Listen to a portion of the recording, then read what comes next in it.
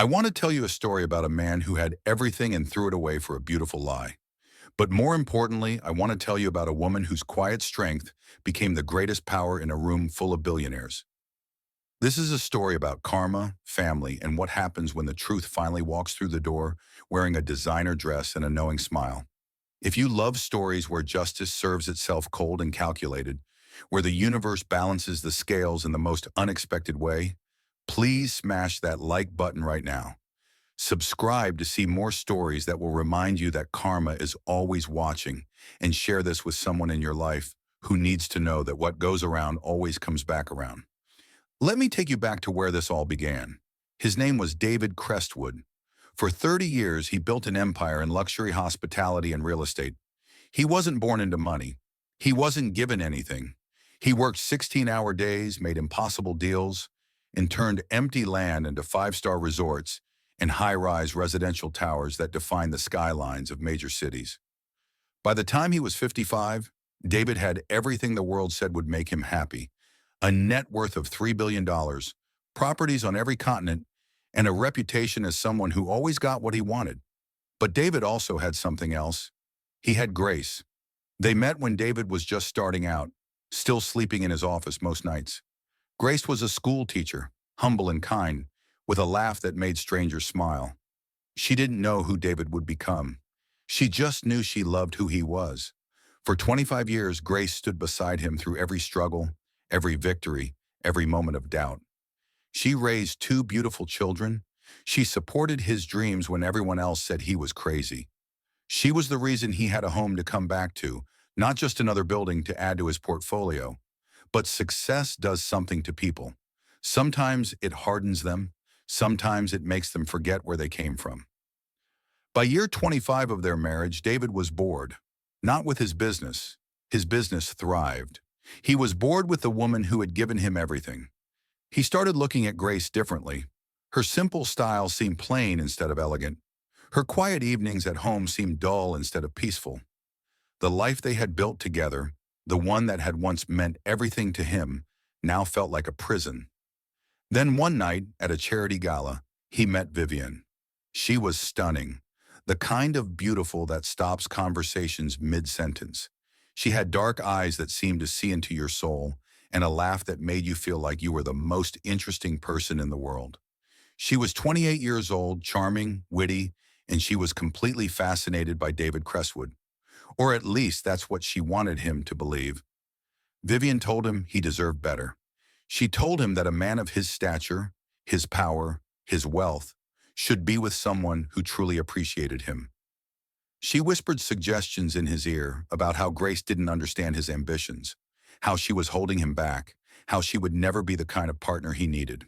And David, whose ego had been fed by success for so long that it had become bloated and fragile, believed every word. Within 3 months, David stopped coming home. Grace would wait in their bedroom, the lights on, hope still flickering in her chest.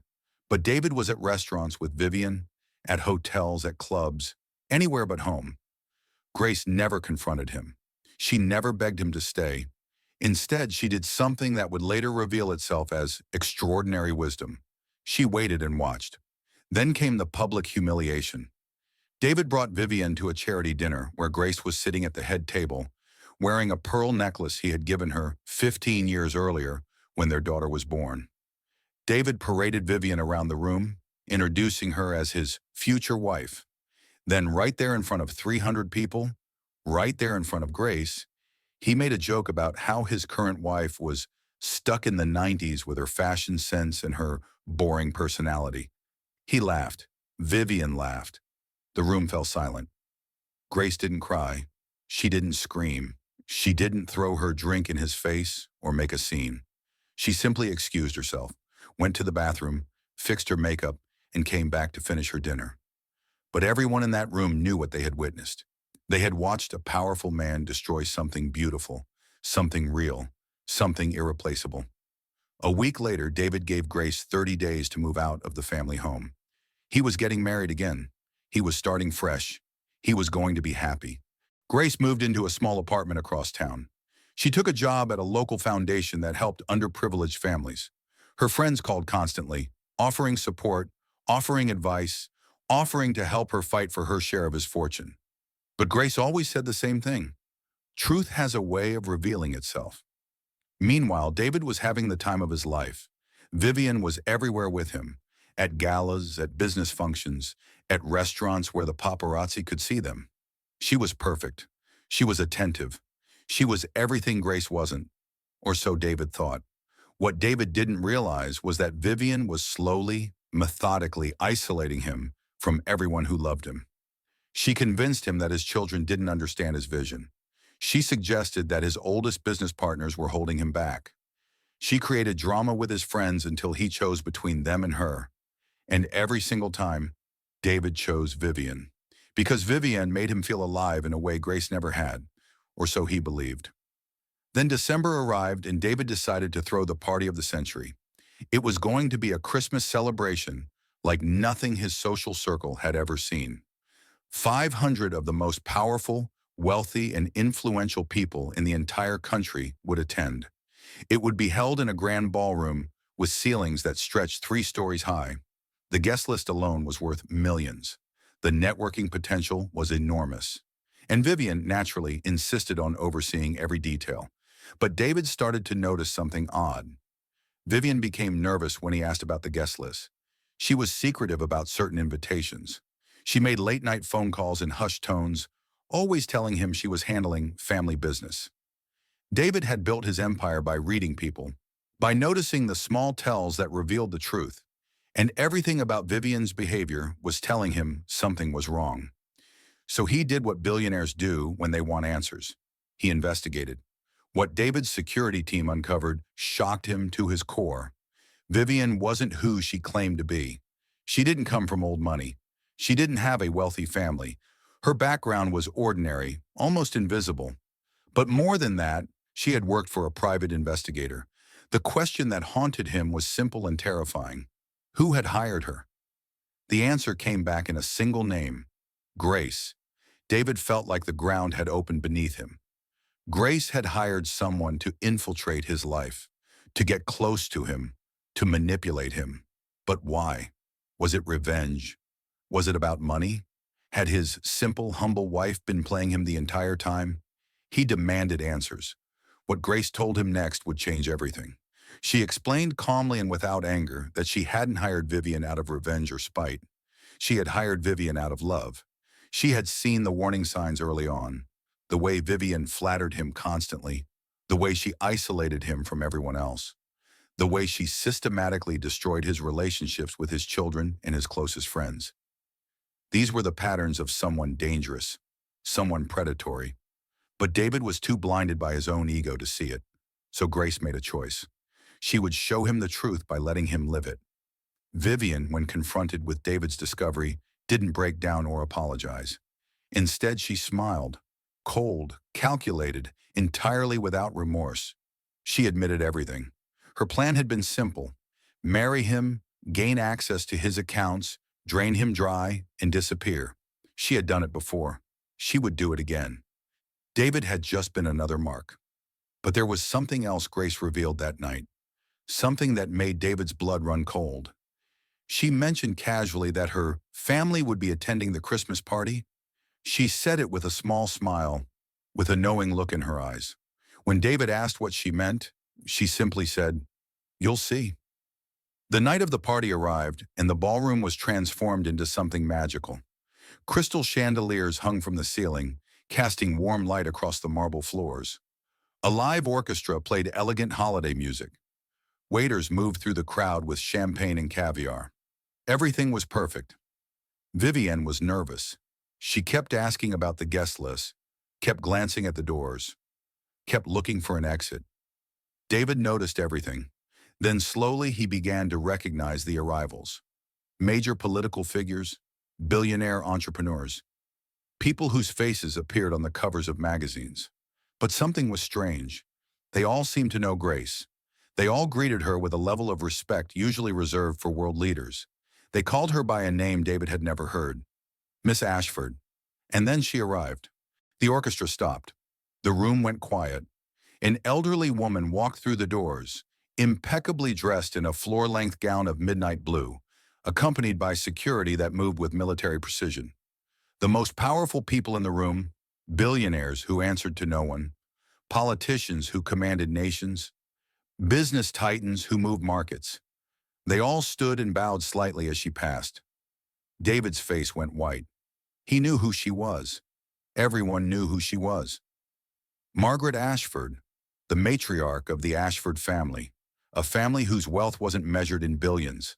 It was measured in trillions. The Ashfords had been building an empire for over 200 years. They controlled industries. They influenced governments. They were the kind of family that made ordinary billionaires look like middle-class business owners. Margaret walked directly to Grace and embraced her warmly, like a grandmother greeting her beloved granddaughter. Then she turned to face David, and her eyes were cold as winter. That's when David understood. Grace wasn't just any woman. She wasn't just a humble school teacher who had married a billionaire. Grace was an heiress to one of the greatest fortunes in human history. She was royalty in the business world. She had billions in her own right, not from David, but from her own family. For 25 years, she had chosen to live a quiet, simple life because she genuinely didn't care about money or status. She had loved David for who he was, not what he had built.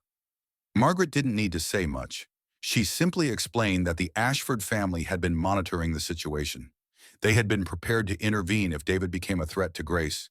When security quietly escorted Vivian out of the ballroom, when the authorities arrived to arrest her for fraud and attempted financial crimes, when the most powerful people in the room witnessed the full scope of what had happened, David finally understood what karma looked like. But Margaret offered him something unexpected. She didn't humiliate him publicly the way he had humiliated Grace. She didn't use her power to destroy him. Instead, she invited him to sit with the family. She told him a story about her own husband, decades ago, who had taken her for granted. She spoke about second chances and redemption, about the possibility of growth and change. Then she told David that Grace had already forgiven him, not because he deserved it, but because she was better than her anger. She offered him a choice: work to rebuild his family or walk away with nothing but his money and his regrets. David chose to fight for his family. It took years. It took humility and genuine change. It took accepting that the woman he had thrown away was infinitely more valuable than the woman he had chosen. Grace and David never remarried, but they became something perhaps more meaningful. They became partners again, but this time without pretense. They rebuilt their relationships with their children. They became co-parents in the truest sense, and slowly the wounds began to heal. As for Vivian, she faced justice. The fraud charges were serious. The attempted financial crimes caught up with her. She served her time and disappeared into obscurity, a cautionary tale whispered about at high society gatherings. But Grace became a legend. She founded a charity focused on helping people recognize the warning signs of emotional abuse and manipulation. She used her family's resources to create programs that protected vulnerable people from predators like Vivian. She turned her pain into purpose. And David learned the greatest lesson of his life: that power isn't measured in money, that strength isn't shown through domination, and that the greatest treasure he ever possessed was the woman he almost lost. This story reminds us that the universe has a way of balancing itself. It reminds us that quiet dignity is more powerful than loud arrogance. It reminds us that the people who love us without asking for anything in return are the most precious gifts we will ever receive. And it reminds us that no matter how much money you have, no matter how high you climb, you cannot escape the consequences of your choices. Grace didn't need to expose David publicly. She didn't need to humiliate him the way he had humiliated her. She simply let the truth reveal itself. She let him see what he was about to become. She let him choose his own redemption. That's the power of karma, not as punishment, but as a mirror, not as revenge, but as truth. So here's my question for you. Did Grace handle this perfectly? Would you have done something different? Would you have fought back harder? Or would you have let the universe work the way she did? Drop your thoughts in the comments below. I want to hear what you think.